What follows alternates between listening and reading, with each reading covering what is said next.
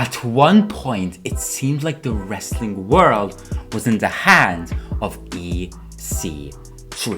After a very successful run in Impact Wrestling, EC3 would make his way to the WWE.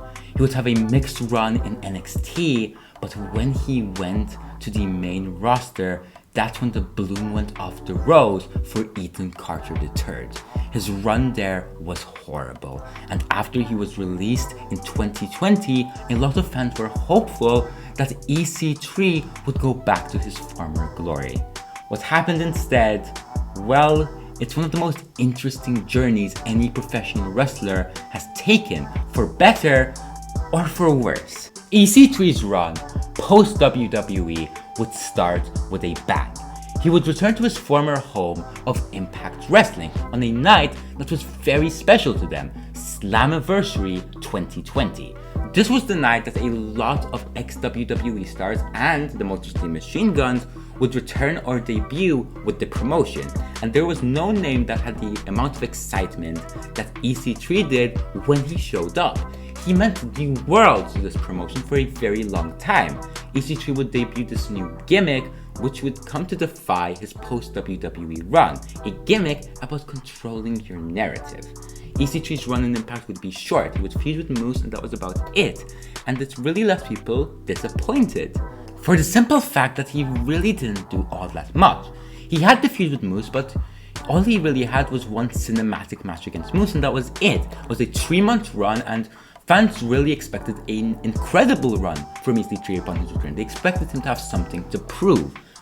But maybe he didn't have something to prove in his former home. Maybe he was slaying former demons in his former home. And maybe EC3 needed a change. And that change was Ring of Honor. EC3's run in Ring of Honor was probably the highlight of his post-WWE run. It wasn't really talked about because at the time Ring of Honor wasn't really talked about, and the work he was doing there wasn't incredible, but it was fairly solid. He was going into feuds with top stars that he was regularly working. I feel like this is the point where the gimmick started to fall a bit flat with the audience as they started to miss the old EC3, but for the most part it was a solid run. There wasn't really much to say, it wasn't very newsworthy, he didn't really win any major championships, but for what it was okay. After his Ring of Honor run, due to the company closing down for a period of time, EC3 would develop a new company, and that company is what would come to define his post-WWE run. That company was one of the most controversial companies in professional wrestling history. That company was Control Your Narrative. CYN has been talked to death by pretty much anybody in the IWC, so I'm not going to go too far down the rabbit hole.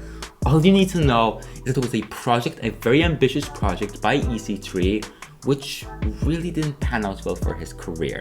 It was something that he was hopeful for, something that could change his career trajectory, and while it did, it changed it for the worse. It made EC3's career worse. It created a stigma around EC3 for a few simple reasons. Well, yes, it did have genuinely top guys for an independent promotion. It had Braun Strowman or Adam Scherr. It had Killer Kross or Karrion Kross. It had top WWE or ex-WWE guys within the promotion. But at the same time, those guys really didn't have the best reputation at the time. And it also had wrestlers who had an even worse reputation. Wrestlers like Austin Aries. And when you have a wrestler like Austin Aries working for you in 2022 at the time, I believe, then your promotion really isn't going to pan out very well. They would have these ambitious ideas like the rant room, which let's not get into too far. It was a room where you had the opportunity to rant to a wrestler without them speaking to you for around 30 to 60 minutes. And, well, it was ridiculous. It was a completely ridiculous project, and one which I feel damaged EC3's career for pretty much the next few years. However, after the project mercifully ended for EC3 after his partners in crime would go back to the WWE, EC3 would find his footing once again in the NWA. The NWA is where we end our EC3 journey, as that is where he currently resides.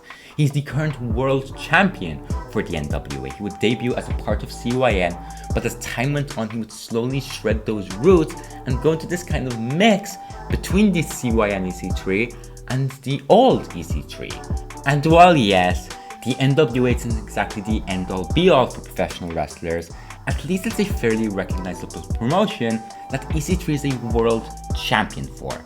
With the trajectory that his career was going in, you really couldn't expect that, you really couldn't predict that. His career could have completely died, and instead, he found his footing, and he's one of the highlights of NWA programming. He's arguably their top star right now. He's the world champion, so while it's not exactly the most ideal situation for a professional wrestler, it's far from bad. It's far from being the worst a wrestler could be. His career could have completely died, and instead, he's a world champion for a recognizable promotion. And while yes, the NWA is going through tough times, they could go through those tough times together. Overall, EC3's run post-WWE can be described with one sentence, and that is that he controlled his narrative. For better, or for probably worse.